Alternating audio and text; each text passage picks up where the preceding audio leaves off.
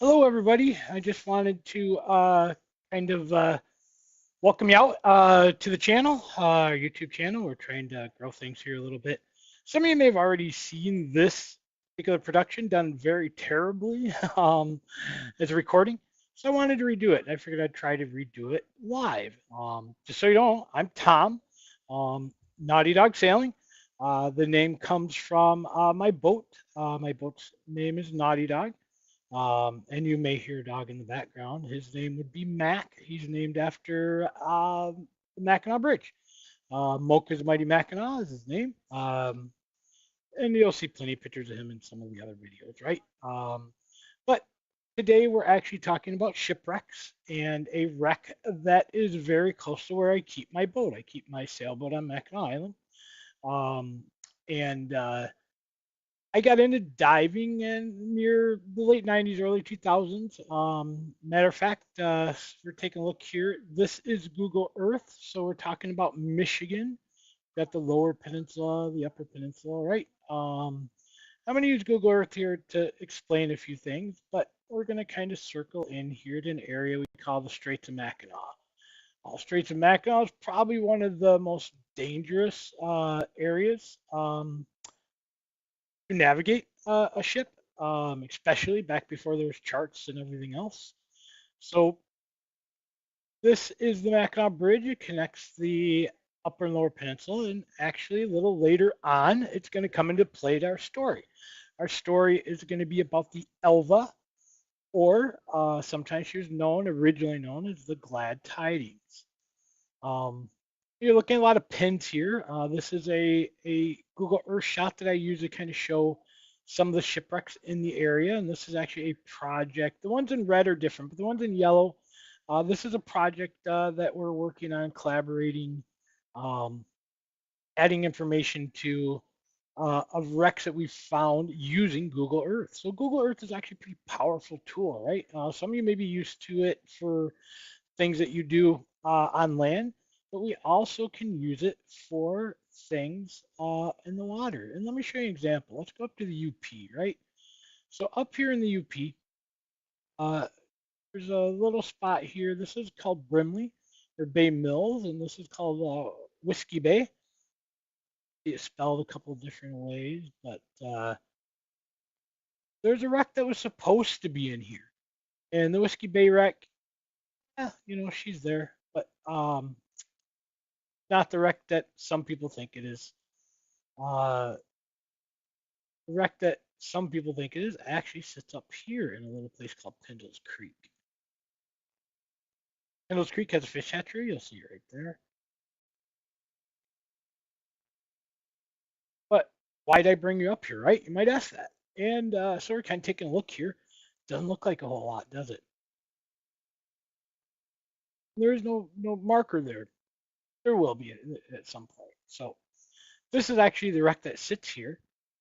Is a pretty important wreck, and we'll do something about it later on. I would say a collaboration of about 5 of us have found this wreck, or not found this wreck. The wreck's been there. We've known the wreck has existed for a long time. We didn't know the name of it, right? Um, we believe we have the name of it now, and I'll do something on that because I'd like to do that as a collaboration with all them. So I'm not going to tell you what the name of that wreck is at the moment. But here's the magic of Google Earth. I can go 1985. I hit about there. Use a slider up here. And we knew that the water level was lower, right, in the Great Lakes a few years back. So let's go back to 20. Here we go, 2013. Look at that. Something new appeared. Obvious that's a ship, right? We've known that one's there, right? And like I said, I'll get into what it is, but that's kind of what some things we use this for. And you can actually search a shoreline and find bits and pieces of wrecks. However, the wreck we're going to talk about today, back on Mackinac Island, and we can leave the 2013, it looks like, because the weather was good and it wasn't all that windy. So we'll leave the 2013 and we'll come back here and talk about Mackinac Island. So I actually keep my sailboat on Mackinac Island or in Mackinac Island. I may make a change here because actually we see the weather is a little bit different down in Mackinac at the same time this went over, right? Um, Water's down, still see that, but the wind is there. 2013 sailboat.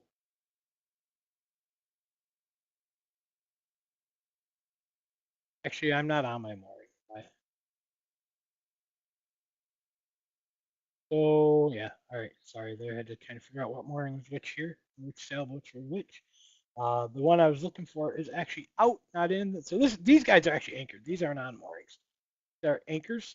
People anchor here. The last of them all anchor. So I keep my sailboat over there. As you can see, it's a busy traffic area. Big freighters that come through here, right? So we're talking about Mackinac Island, all horse-drawn island. If you've never been to it, never seen it before, they have, like I said, all horse-drawn, no cars. There is a wreck right here in and off the harbor that's a little off. You're not going to be able to see it. It actually sits closer to where you see my hand there on the screen. Um, just off the break wall. In fact, the break wall almost went over top of it. They never knew it was there. Still to this day unidentified. I have my thoughts of what it might be, but a lot more research need to be done. In this area, like I said, had 1,000-foot freighters come through. Right off here is Round Island Lighthouse. Lighthouse I've actually worked, and you'll see a big difference. I don't know if that. Let's see if there's. See the new rock. I helped put all the new rock. Helped get funding to put all the new rock around here, along with several other people. But there's actually one donor that really came through for us. So color looks good on this. This is some great satellite imagery. The water's a little clearer. We don't need that. Might wonder what these are. So let's talk a little bit about the Elva. Um, I started diving in the late 90s, early 2000s, and the Feltners had a book out.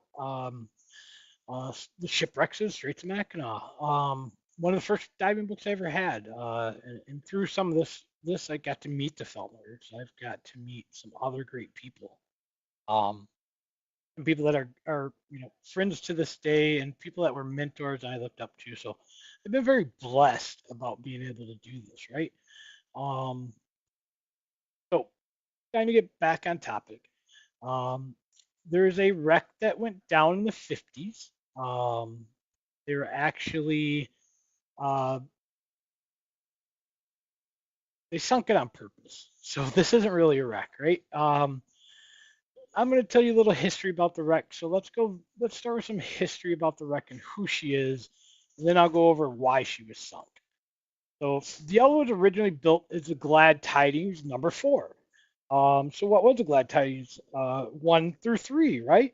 Well, they all belong to a Captain Henry Bundy.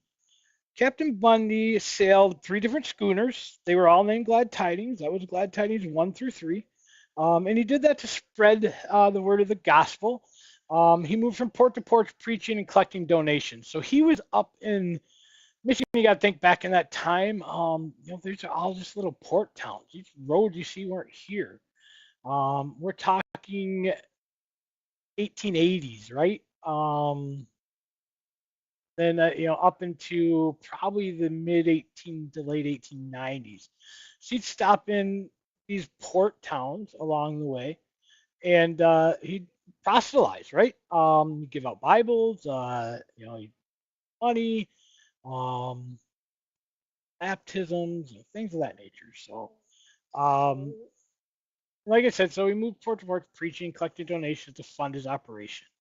Built in 1889 as his first steam-powered vessel was the GladTidings 4. He continued his ministry for several years, and then in 1896, he sold the Elva, at that time the GladTidings 4, to James Keatley. At that point, she was renamed the Elva in honor of his wife, so Elva Keatley. She was transferred to the Arnold line in 1898, and she was actually lengthened a few years later. And she sailed various different routes through the ports and islands in the Straits of Mackinac.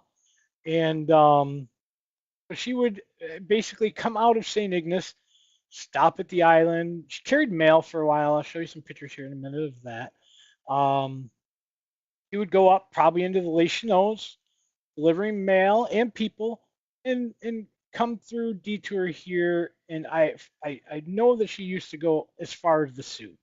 I have no idea that she went past the Sioux locks, right? In her time, I don't know if she did or not, but I know she did at least go as far as the Sioux.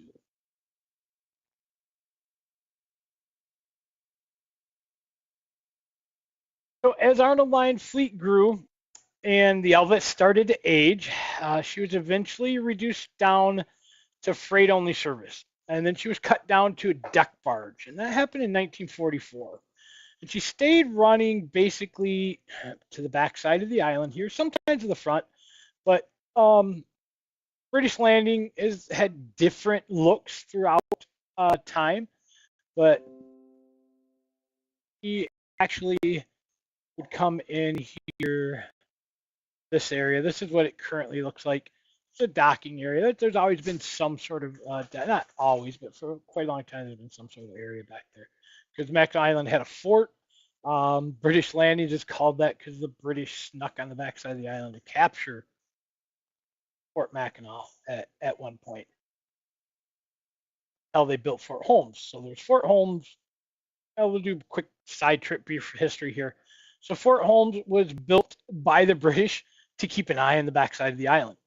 So they basically, no roads, right? They came on the backside of the island.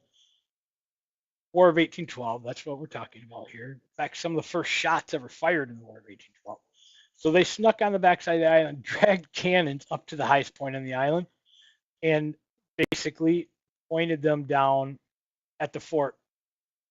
This is the rifle range. So they basically went to the top of the rifle range, where they had a good clear path looking down the fort, and they could have dropped cannonballs right into the fort, right? So this is the whole fort complex. She actually was well protected from this side because the elevation. Boats couldn't actually attack her. They'd hit this here with their cannons, right? They couldn't elevate high enough.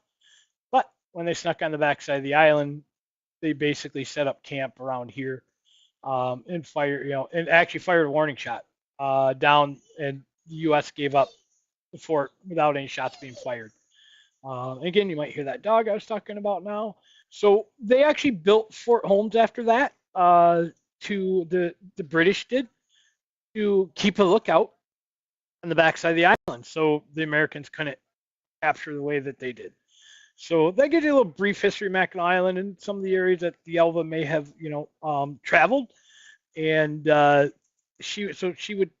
And that's important to know that she either traveled here, or possibly around the backside, right? Okay, that's kind of how the Elva in her last years were would travel. And that's important because I'm going to tell you a little bit later about a story slightly that talks about the Goudreau, Mrs. Goudreau, who was the captain's wife, the guy that captained the boat during most of her time in Arnold Line. But we'll get into that here in a little bit. I know I'm getting a little off topic, so it's important to know that because there's some things that went into making these search grids that was part of that. So I kind of got back to, she stayed in service to 52, and she sat idle for a while until they were ready to actually make the Mackinac Bridge. And somebody thought, we need to get rid of a vessel. What better way? Celebrate the Mackinac Bridge and let's light this old vessel on fire and sink it. So that's kind of where my research started. That was all in Feltner's book, pretty much everything I just said. They knew she was sunk out off of Arch Rock. So what's Arch Rock? Arch Rock is for those of you that don't know Mackinac Island, Arch Rock is a formation on the island. It's right here. I can't really do the view, but basically it's a limestone arch that a lot of people know about. And basically the limestone arch is a very popular spot on the island. So we knew she was sunk somewhere kind of back off that area of the island, right? But where out there? I mean, it's a big area. I knew the depth from the permit. I knew the depth, right? That's where I kind of started my research.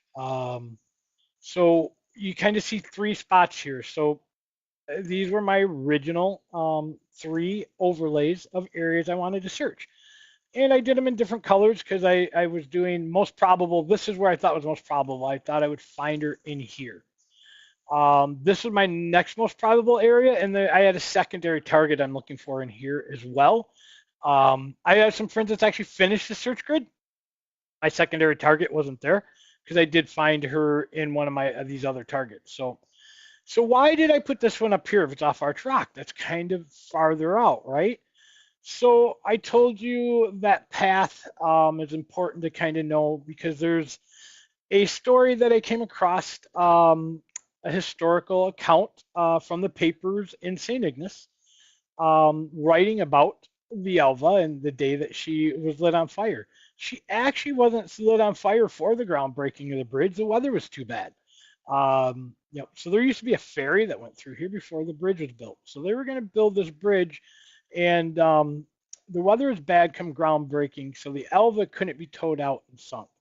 I knew she had a permit to be sunk somewhere around 120 foot of water.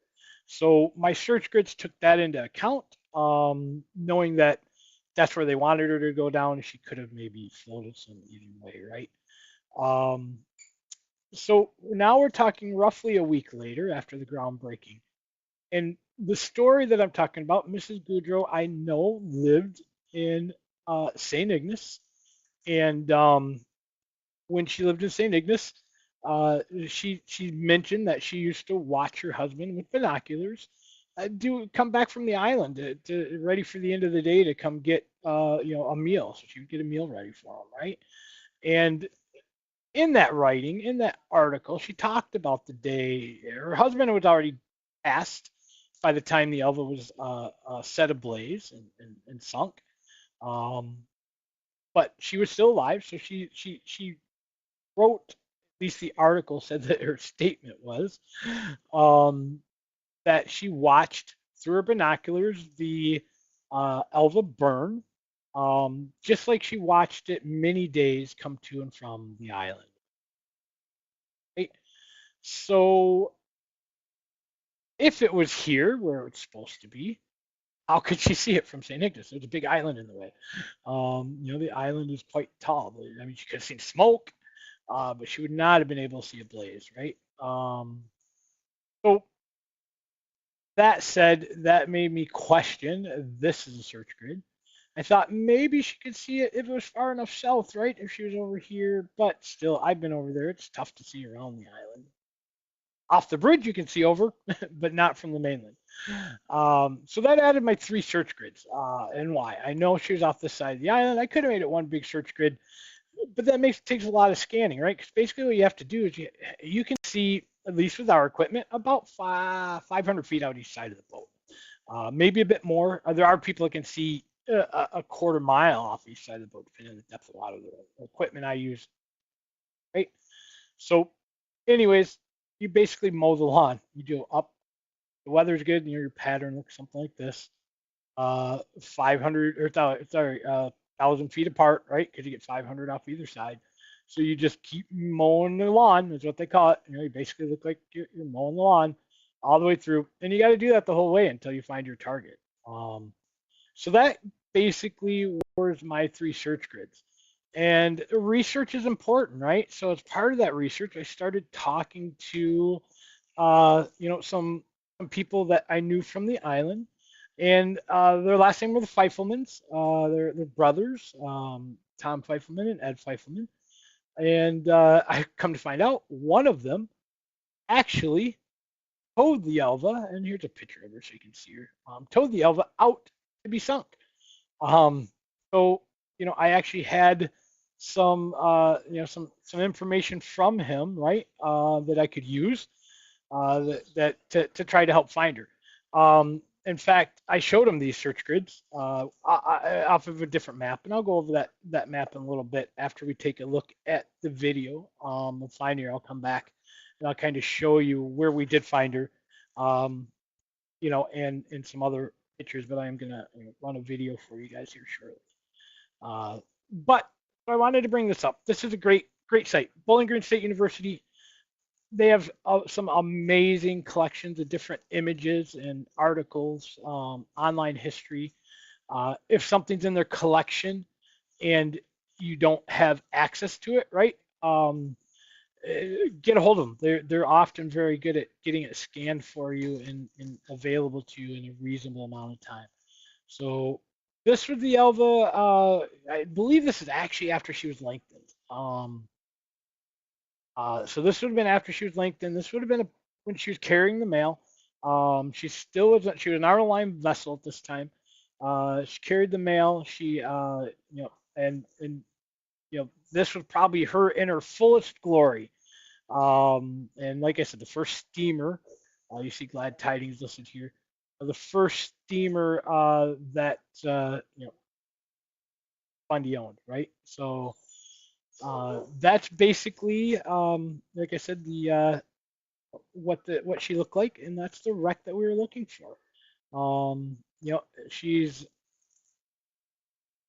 I've got some other information too that I'll show you here in a minute. But like I said, I did want to show you Bowling Green State University, as well as a few, like I said, a few other resources, and how we do things using Google Earth. So what a lot of you probably came for, what does it look like underneath the water there, right? What are we looking, what do you see when you go down there? Let me first, before I even do that, let me talk about I'll tell you what, let's move into the video. We're live here. I think you guys probably want to see the video. So we actually got this started here. Let me start the video. So you're going to see a couple of things on the screen here. You're going to see we're in 70 feet of water. You're going to see a guy with his finger there. I want to thank him very much. His name's Dusty. Blue Eyes Below. Please check him out. You can see the date and time. So that we found things pretty early in the morning. I'll go over that after you kind of take a look at the video. So again, like I said, go ahead and check out Blue Eyes Below. This is his ROV. I'll go over the story why we were using his equipment. For one, at the present time, I don't have a working ROV. I'm in the middle of building one. But that day, there's three of us out there. It was myself, Dusty on his boat with his scanning equipment, and a well-known wreck hunter by the name. I'm sorry, it's been one of those days, and the dog's been acting up here. But Bernie Hellstrom is the other person that was with us. Bernie's a well-known researcher and wreck hunter himself. Found some amazing wrecks over in Lake Michigan. He actually rewrote history on a pair of wrecks that was originally thought was one of them was found in Lake Huron, but he found the two of them together. They had crashed together. They're sitting in the water right next to each other. Look him up on Facebook. Reach out to him. He'll tell you the story. He's a great guy. So let me start the video here and let you guys watch this here for a moment, and I'll come back afterwards and tell you a little bit more.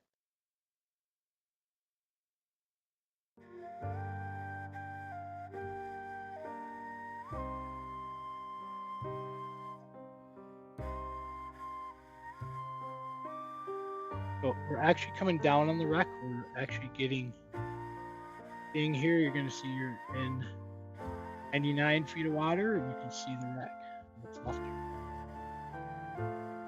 ROV footage. Water temperature. We actually thought this was, so over here, what does that look like? It looks like a sail, right?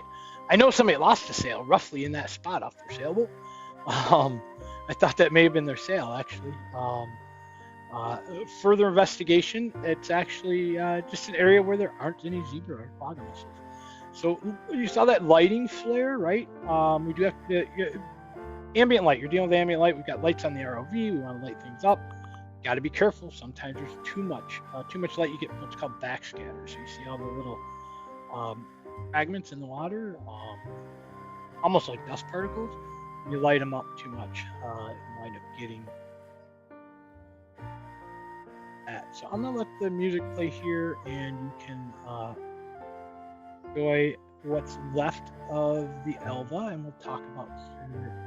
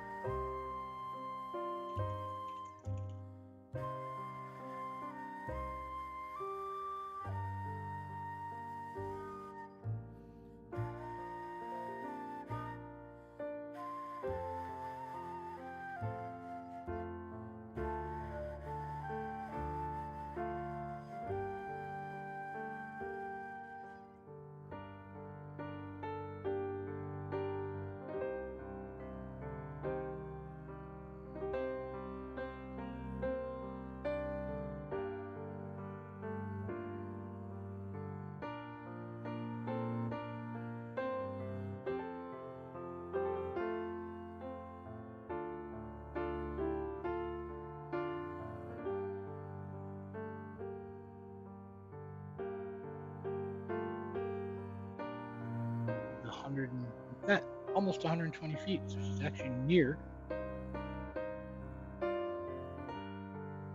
Again, 42 foot of water. That's the reason, and this is all fresh water. That's one of the reasons they're preserved so well. Again, this one was burned.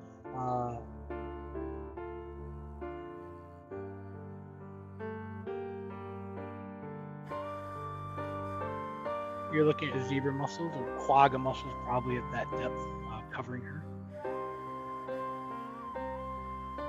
Unless you're actually a underwater archaeologist, right?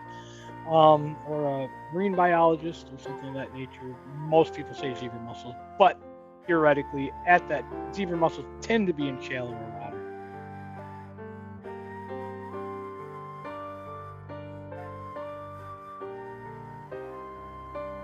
There's sand underneath.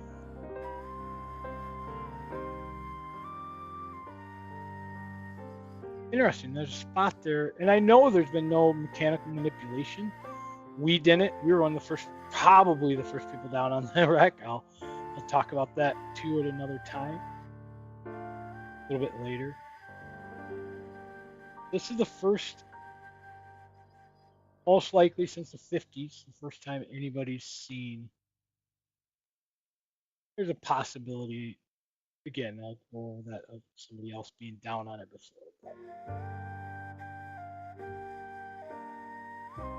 Now, one thing you'll notice, you don't see our anchor line, right?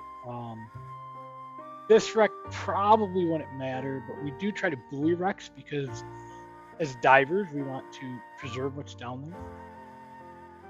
A buoyed wreck, a buoyed in the right spot, stops people from trying to grapple it with an anchor. Again, a burned out shell here, probably not a lot to damage. But every time you drop a heavy anchor in and try to hook into something to keep your boat from going anywhere, cause damage, right? So us and other people, you know, that do diving and shipwreck hunting, they go to dive these. Dusty's got a great setup, and other people use something very similar. Basically, it's called an iPilot, kind of like a little electric motor. Rolling motor that keeps his boat stationary. There is no anchor line. The one thing you might see, I don't know if you see it later in the video or not, we do have a lead line that we dropped, we were pretty sure, into the ship. And we did that basically to give us a target. We held the boat, target to take the ROV towards. You see a line, and basically it's just a small lead weight with a buoy on the surface.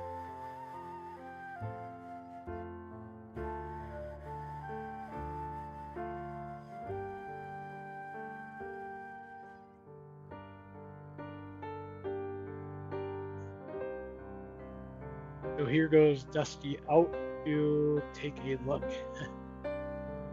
at our sail that isn't a sail. Boy, it sure kind of looks like somebody's blown out head sail for a sailboat, doesn't it? Half covered in junk on the bottom, but it's not. It is nothing really. Just a spot with less zebra mussels.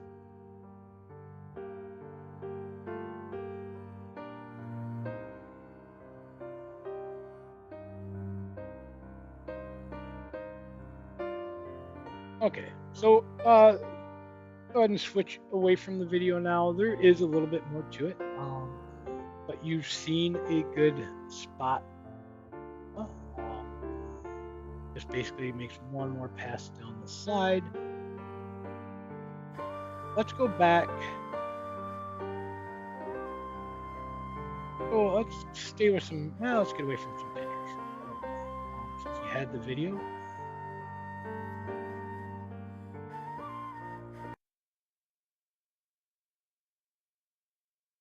How's it? Back out, end out with that.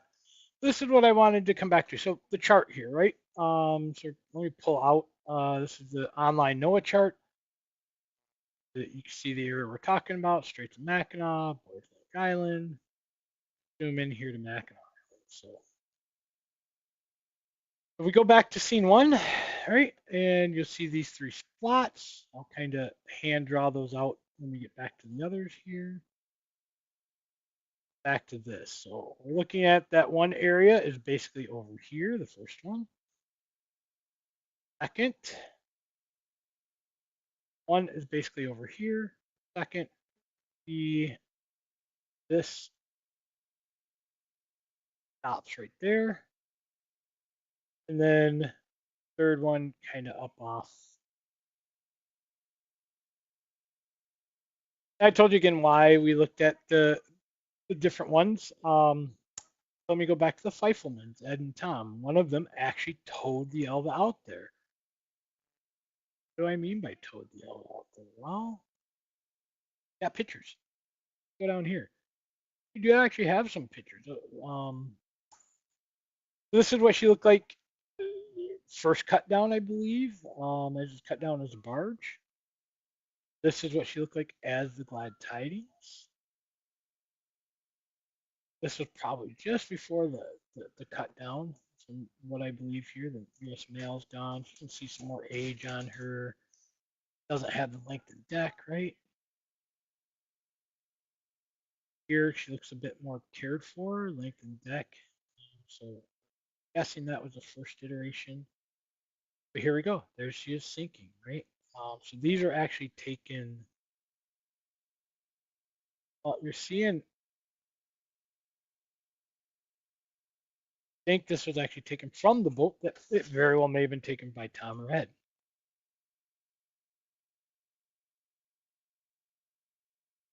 What do we have here? This is the Coast Guard.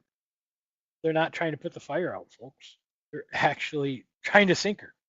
She burned and she wouldn't sink. They had to pump her full of water. That's her cut down, ready to go out to be sunk. I've got some better images of this. So this is Dusty Cliffman, Blue Eyes Below.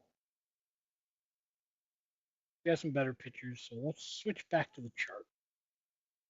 Get back to where I was talking about. So when I talked to Ed and Tom, he towed him out there. He was part of there when it was sinking, right?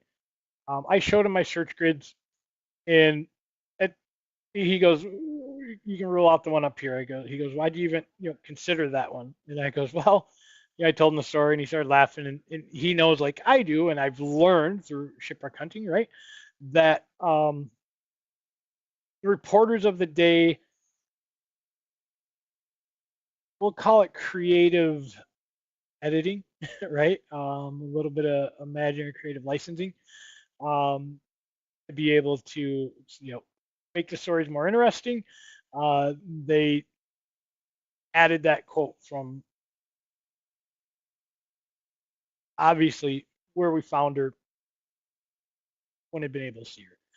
So, I go back, I told him this was my most likely search grid, and I actually could extend it up a little bit farther. It should be up probably more right there.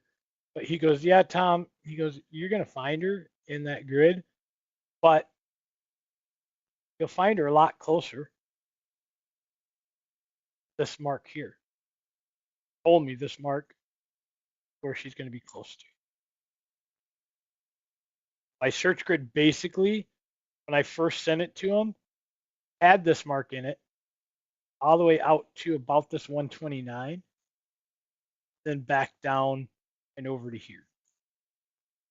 So during my research, I was able to narrow her down that she's going to be closer to this 15-foot shoal that's out here. But amazing, look at that, 110 foot of water, 15, 129 foot, 15, 150 foot.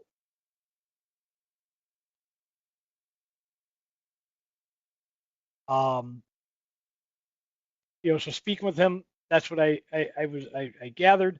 So we'll go back to the story. Let me pull up some pictures here. Get this out of the way. Sorry. Looking at we're looking at Dusty here. He's the one that got me this one.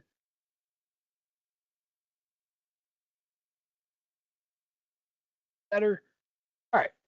And this is one of Dusty's images, right? This is what we searched for her with. So all the way back, here's Dusty getting ready to dive, and this is actually her location. So if you want to know where the Elva is, copy those numbers down. Please don't hook her with an anchor. Anchor next to her. The water's clear. You can get down. You can see her at about 120 foot down. You start to see her at 100. We're at about 70. We were not a very bright day. It was kind of overcast. I'm not going to go one more image back because one more image back shows my foot. So I was actually laid up. That's the reason I did a lot of research. I almost lost my foot. I was going stir crazy. Dusty and I had talked about this wreck for a while. I heard possibly somebody else was searching for her. And he goes, "Do you think you can find her?" And I goes, "Yeah, of course I can find her." I had already spoke to riflemen by that point. He goes, "How long will it take to find her?" I goes, 2 days tops. I think I can do it in less than a day. He goes, "Oh, come on, you don't find wrecks in less than a day." It's kind of how the story goes. And usually you don't, right? Sometimes you get lucky. Sometimes you search for years and quit and miss it by one mowing of the lawn. But anyways, he goes, "I know you're going to stir crazy." He goes, "Can you drive? If so, meet me in Mackinac. If not, I'll pick you up." "No, I can meet you up there." He goes, "Good." He goes, "I'll have a surprise when we get there." So we get there. He has his boat ready, and he has Bernie with him. It was great to see Bernie. I hadn't seen him in a while. So me, him, Bernie, basically hop on his boat, start out to Mac City. This is 5 miles roughly across here. Motor over. I show him where my mooring is. Talk about the changes he saw to our truck. And I tell him, let's start. So if you now look at some of these grids here, you see her off the right-hand side of the boat. Basically, we made one. This one here, you see it right off. This is it on his side scan. You see it right off the right side of the boat. What happened here? We're now over here in the search grid, and we're making a search pattern right up this way. And as we get to the top of the search pattern, and you all that spot right over here, in the top of the search pattern, lo and behold, we run across this. That's a pretty promising target. These are fish finders. This is an Axiom. Fish finder with a side scan. They're expensive fish finders, right? But you don't have to have the thousands of dollars worth of equipment. It helps. You can scan a lot bigger areas, get better images. But even my side scan and Dusty's new one upgrade from this. This is great. Does what we need to. Just that they're now ultra high def. You're getting in the deeper water, probably not as good a returns as you do in the shallow water. But you can actually start seeing more structure in the boat, not just a shadow. So side scan is sending an image out, and it's getting a hard return here and a shadow here. That tells us that something's lifted off the bottom there. So at that point, basically we come over here and we're going to say, hey, let's come at it. We're going to make a 360-degree turn, right? So that's kind of what we're doing with this next image you're going to see. And there she is popping up off the bottom. Yep, 120 foot of water. Actually, 140, I think, is what the permit was. But 120 foot of water, the top of it, right? Bottom, we're sitting at about 130, right? So we see that. So we know we have a target, the only target we know of out there. So we send the ROV down. This is after the ROV got down. Dusty actually suited up and did a dive. This is him getting back on shore. Dusty dives a rebreather. That's what you're kind of looking at here. No bubbles. Rebreathers are great. Cover that this time, but there's two types of basic diving: rebreather or what most people consider scuba, which is just an open air circuit, right? And these are some of the images Dusty took. It took us longer to go over the island and get set up for the search than it did searching for it. And that usually doesn't happen. People usually search a lot longer. So great photos from Dusty. Again, I can't thank him enough. Blue Eyes Below is what he goes by. My first wreck find. I did all the research. Dusty's equipment and moral support from Bernie. It's great talking with them about the whole thing. It was just a fun time.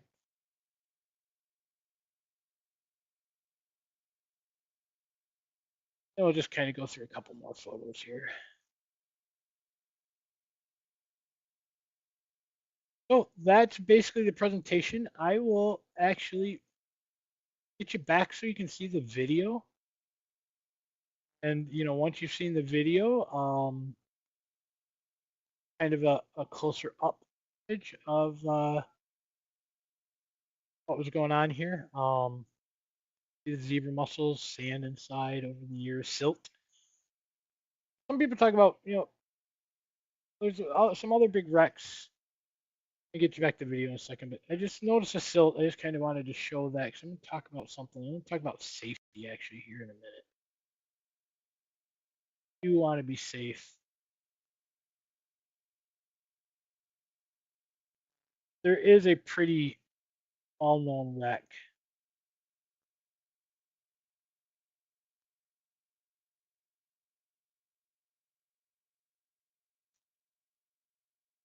Maybe a boat sitting on it, but Cedarville. So Cedarville was rammed by another boat in the fog. She did try to make haste. She got rammed up in this area. She tried to make haste and beach up here before she sank. She didn't make it. There's a shoal over in here. Not sure why she didn't beach there, but I don't want to get too deep into that. But he sits around over there. It's called the Cedarville.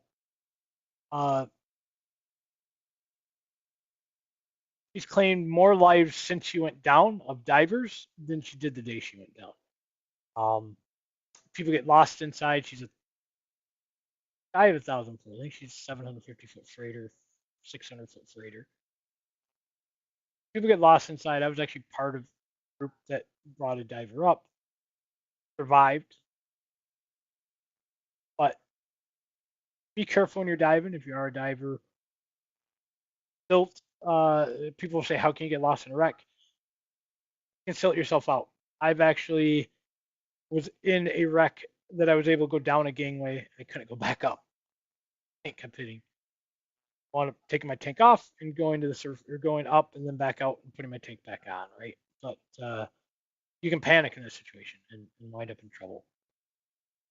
Just if you're diving, be careful. And like I said, I brought up the whole silt thing because you could actually be in there, you panic, or the person around you kicks up some silt. You can go from having great visibility, like we see in this shot, to not being able to see your hand in front of your face. Come back to here. I'm going to kind of let the video finish out. Let's start playing that again. Hope you enjoyed the podcast. Again, check out Dusty at Blue Eyes Below. You'll see him down the right-hand corner. I'm Tom, Naughty Dog Sailing. And like I said, don't be afraid to reach out to Bernie Hellstrom. He's a great resource for me. I hope you enjoyed this podcast or this stream. Hopefully you're going to see more of these. I will admit that, I'm just kind of practicing. I'm getting new at it. Hope you'll find this one better than the others. I'll know when I review it. I did it live because, well, I hadn't done one live yet. So I thought it'd be fun to try to do one live. Love to hear your feedback. I'll get this saved and posted later. But have a great day, guys.